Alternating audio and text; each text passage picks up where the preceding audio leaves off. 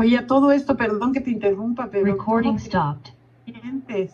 Recording in progress. Anita, perdón, Anita.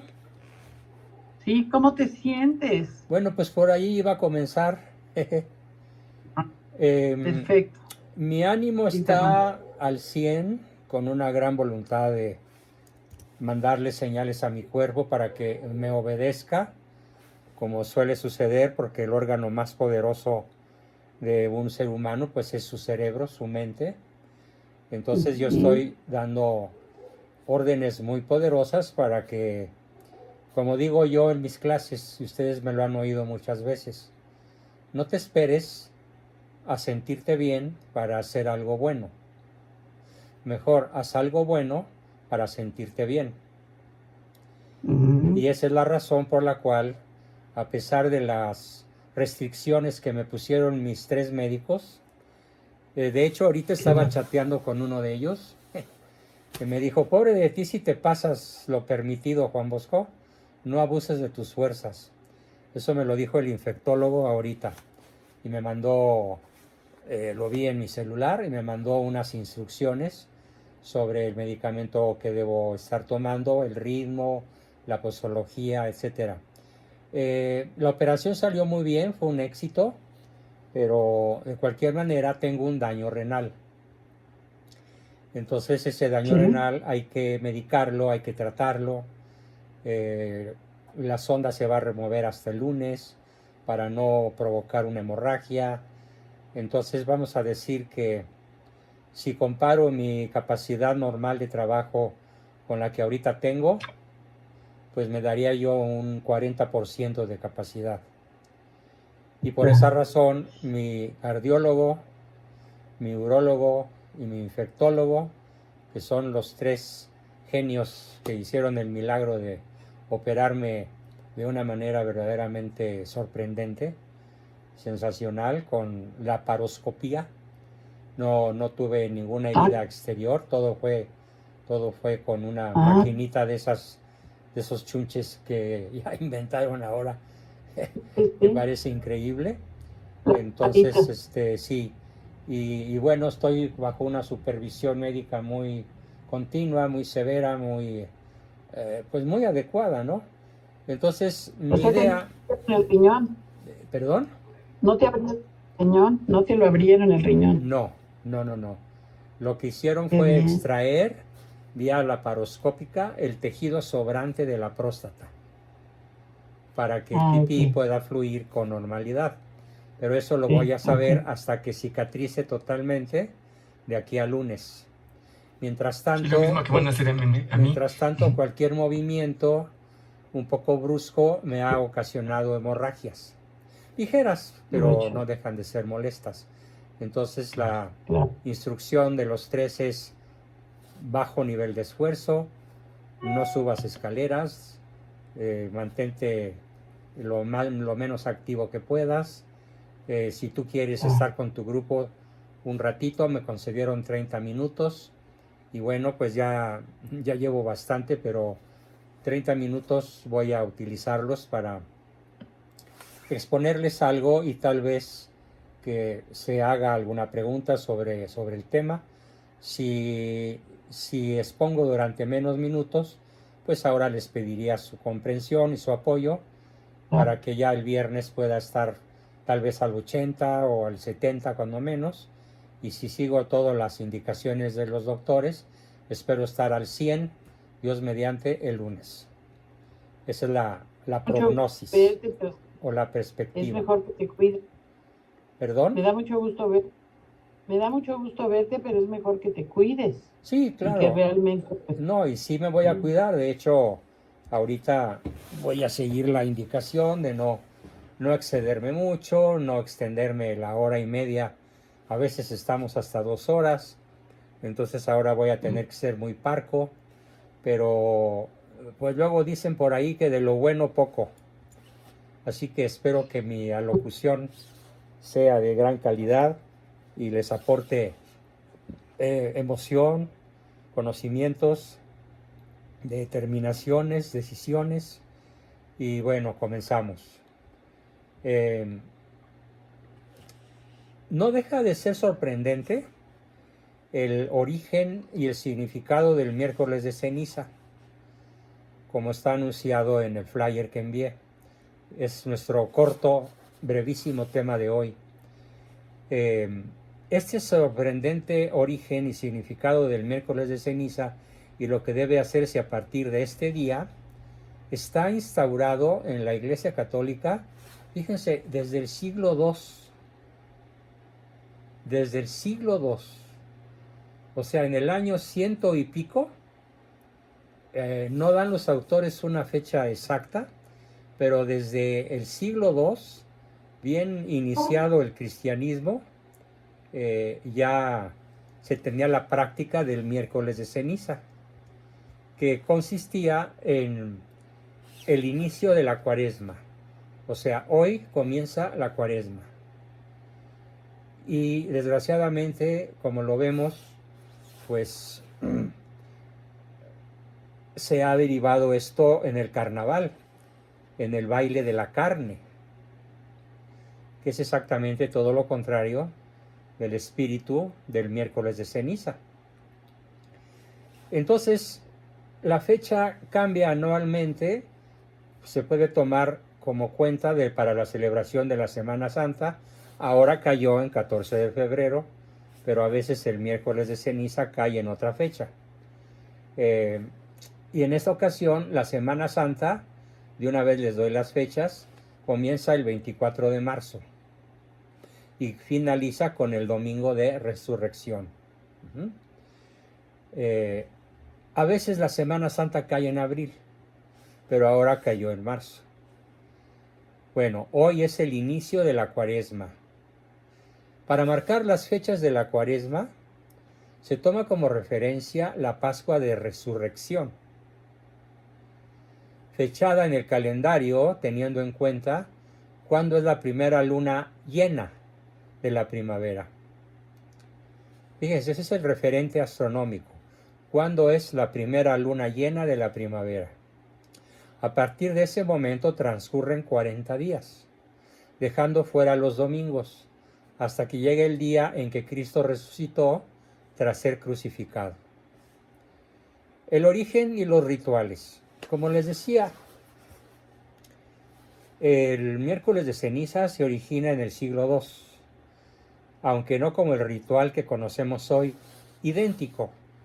Había algunas variaciones. Por ejemplo, se utilizaba mucho en esa época, sobre todo en la Baja Edad Media, que los hombres, particularmente los pecadores públicos, se cubrieran de ceniza totalmente el cuerpo, o cuando menos la cabeza, y llevaban una especie de turbante lleno de ceniza, de carbón, y además tenían que hacerlo en público, como un castigo, como una penitencia, cuando el sacerdote que los confesaba, o el obispo, o el cardenal, o incluso el papa, los ponía en una situación que se llamaba en entredicho. Y las personas que estaban en entredicho tenían que ponerse el recordatorio de la ceniza cubriendo totalmente la cabeza y tiznándose la cara. Y en algunos casos la penitencia se extendía a todo el cuerpo durante los 40 días de la cuaresma. Ya me imagino los pecados que deben haber confesado estos sujetos, ¿no? Para que en aquella época se pidiese por parte de los confesores una penitencia tan severa y tan pública. En aquellos días tan remotos como el siglo II, los cristianos se preparaban para la Pascua.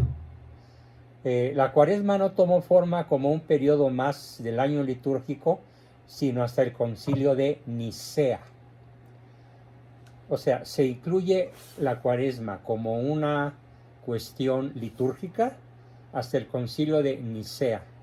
Y esto ocurre en el año 325 de nuestra era. O sea, 2 siglos después de que se había comenzado la práctica de la imposición de ceniza. del miércoles de ceniza. Y en ese concilio se decretaron 40 días para preparar la conmemoración de la resurrección de nuestro Señor Jesucristo. En estos 40 días, la tradición cristiana sitúa el tiempo en que Jesús es conducido al desierto y tentado por Lucifer. Recordemos las tentaciones, sobre todo la más tremenda, ¿no? Si postrado me adorares, todo esto, estos reinos te daré, que es lo que el sionismo asume como propio, porque ellos sí aceptan la oferta de Satanás. El sionista y el masón sí aceptaron la propuesta de Lucifer. Si postrado me adorares, todos los reinos de la tierra serán tuyos. Y por eso se puede decir hoy que si acaso 2 o 3 pequeños países se escapan del poder de Sion y de la masonería el día de hoy. Pero ya sabemos que Cristo rechazó de una manera muy vigorosa la tentación, y entonces nos aconsejan 3 cosas. 3 cosas que a su vez yo les voy a aconsejar. ¿De dónde vienen estos consejos? Tan viejos como el concilio de Nicea. Año 326, 325. 1. Ayuno. 2. Reflexión. 3. Abstinencia. La abstinencia obviamente se refiere a relaciones sexuales. Y se refiere a la abstinencia de la ingesta de carne.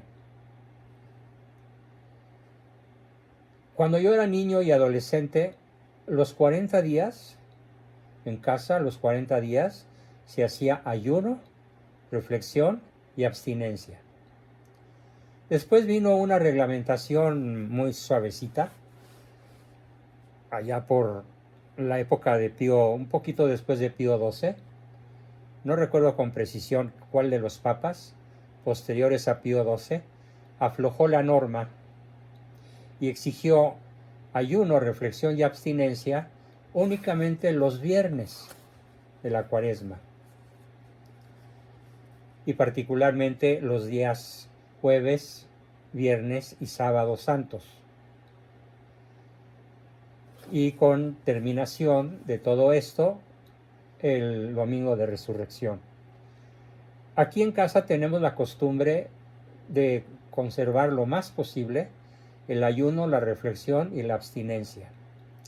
No de una manera tan rigurosa, porque luego la salud no se lo permite a uno, pero dijéramos que de la manera óptima, factible, de la mejor manera posible, celebrar esas 3 cosas que nos van a marcar como lo que verdaderamente somos: herederos del reino de Dios, hijos de Dios y herederos de su gloria, y redimidos por la muerte y la resurrección de nuestro Señor Jesucristo. Entonces, el miércoles de ceniza, desde su origen, los pueblos cristianos decidieron no ingerir comida o en muy pocas cantidades durante esos días. Es una tradición que hoy continúa, aunque sin tratarse de una norma estricta. Así, el miércoles de ceniza se suele eliminar la carne o alguna de las comidas y extenderse todos los viernes de Cuaresma. Bien, y los miércoles de ceniza se elimina la carne o alguna de las comidas. Uno de los rituales de este día penitencial, es un día penitencial, es acudir a las iglesias para la imposición de la ceniza. Y esta costumbre se remonta, así como ahora la conocemos, solo la cruz en la frente, en el siglo XII. O sea, 10 siglos después del ritual que ya platicaba yo hace unos minutos. Primero se celebra la homilía, después el cura coloca la ceniza en la frente de los asistentes, y estos restos proceden de las palmas quemadas que fueron bendecidas el Domingo de Ramos del año anterior. O sea, las palmas que fueron bendecidas el Domingo de Ramos de hace un año son las que se usan quemadas para frotar con esa ceniza la frente de los fieles.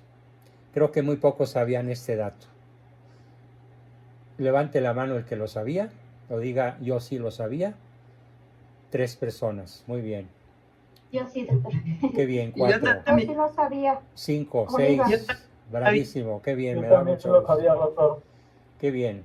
En este momento los sacerdotes pronuncian las palabras, las voy a decir en latín: memento hominem que a pulvis eris et in pulvis reverteris.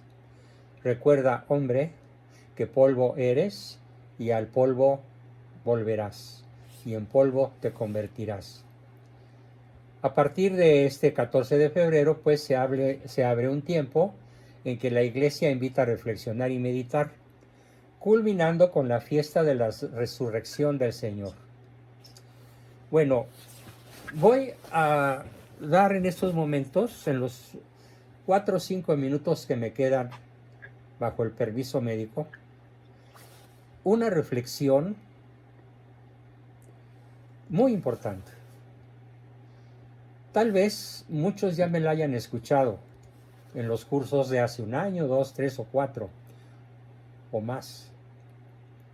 Y es que, ¿cuáles son los 2 estados de conciencia en el cual vive el cristiano de manera sempiterna? Es decir, siempre.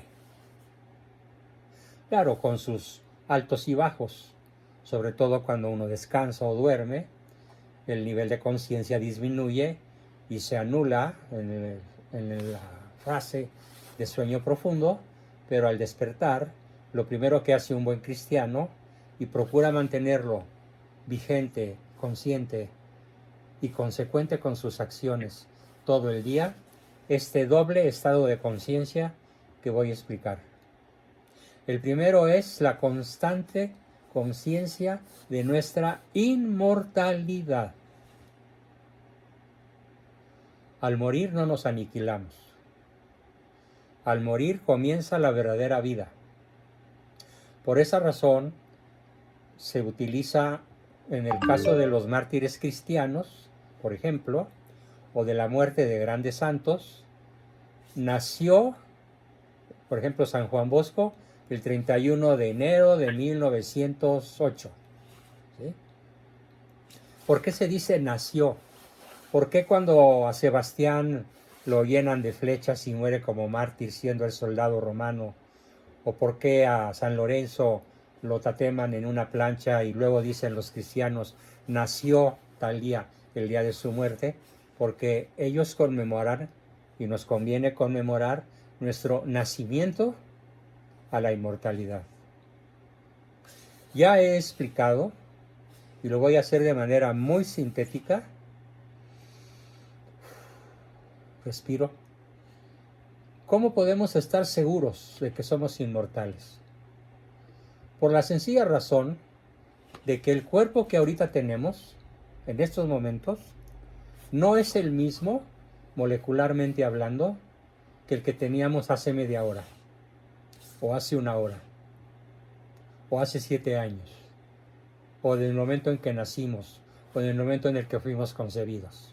Y dentro de unos cuantos segundos, dentro de unos cuantos minutos, dentro de unas cuantas horas, o dentro de los 20 años que le suplico a Dios que todavía me permita vivir, mi cuerpo experimentará, y el de ustedes también, una absoluta sustitución molecular. De tal manera que tu cuerpo nunca permanece idéntico a sí mismo. Nunca, ni por un nanosegundo. ¿Por qué? ¿Cómo es posible entonces explicarnos que el yo sí permanece idéntico a mí mismo? O sea, yo soy el mismo que nació de mamá. Tú eres el mismo que nació de mamá. Tú eres el mismo que tenías 5 años y lo recuerdas. Tú eres el mismo que tenías 14 años. Tú eres el mismo que a los 18 tuviste tu primera novia. Tú eres el mismo que se recibió a los 23. El yo es el mismo. Aquí entonces la gran pregunta es, ¿cómo puede el yo permanecer idéntico a sí mismo en un organismo que no permanece idéntico a sí mismo ni por un nanosegundo. Ni por un nanosegundo. La respuesta es porque el yo es inmortal. Porque el yo no es materia. Y al no ser materia, no experimenta cambios metabólicos y por lo tanto no ocupa espacio, no viaja, no pesa, es inmaterial, subsistente e inmortal. Y la mejor demostración está en esta frase. Yo he permanecido idéntico a mí mismo toda mi vida, de ya 81 años casi, en un cuerpo que no ha permanecido idéntico a sí mismo ni por un nanosegundo. Luego no puedo morir. Mi yo, al morir mi cuerpo, trascenderá a la eternidad y recogerá los frutos, no de sus creencias, no de sus convicciones, de sus acciones. Seremos juzgados en el amor. Y la segunda conciencia que acompaña siempre al buen cristiano es la conciencia de su mortalidad física. Créanme que cuando yo entré a quirófano estaba dispuesto a morir. Señor, aquí estoy. Si quieres tomar mi vida, tú sabrás por qué. Cientos de personas, familiares, amigos, alumnos, conocidos, público en general, me esperan allá afuera. Muchísimos miles. No importa, tú me quieres llevar, soy tuyo, llévame. Como me dijo alguna de ustedes, creo que fue Oliva, suéltate en manos de Dios. Y me solté. Y bueno, ¿cuál fue mi sorpresa cuando después de una anestesia no del todo total, no me podía mover, estaba totalmente inmovilizado, trataba de mover las piernas, era imposible, trataba de mover las manos, era imposible, no sentí la operación y poco a poco fui recuperando la movilidad hasta que vi la cara sonriente de los 3 especialistas que me intervinieron y me dijeron, estás vivo, Juan Bosco, dale gracias a Dios. Pero pudiste haber muerto. Una falla milimétrica que toca una vena en la región pélvica de un organismo humano cualquiera y ya no lo contamos. Se necesita una precisión, un dominio extraordinario, un profesionalismo a prueba de movimientos, de temblores, de todo, de errores. Y la verdad es que estoy muy agradecido con Dios de que me haya permitido brincar este trance y volver a mis actividades lo más pronto posible. Si bien hoy pues no me vi muy brillante ni muy coherente, porque además siento que se me cansa mucho la voz, pero con estas 2 cosas, la conciencia de mi inmortalidad que expliqué, la conciencia de mi mortalidad física, aunada a la conciencia de la inmortalidad espiritual, les pido, les ruego, los exhorto que nunca pierdan de vista esas 2 cosas y el resultado será una maravilla. Viviremos siempre en gracia. Porque si estamos conscientes de esto, puede resultar prácticamente imposible cometer un pecado mortal. Bien, hasta aquí fue mi exposición de 20 minutos menos que la de siempre, pero bueno, espero que contar con su comprensión y bueno, abro el espacio para algún par de preguntas o 3 que me quieran hacer.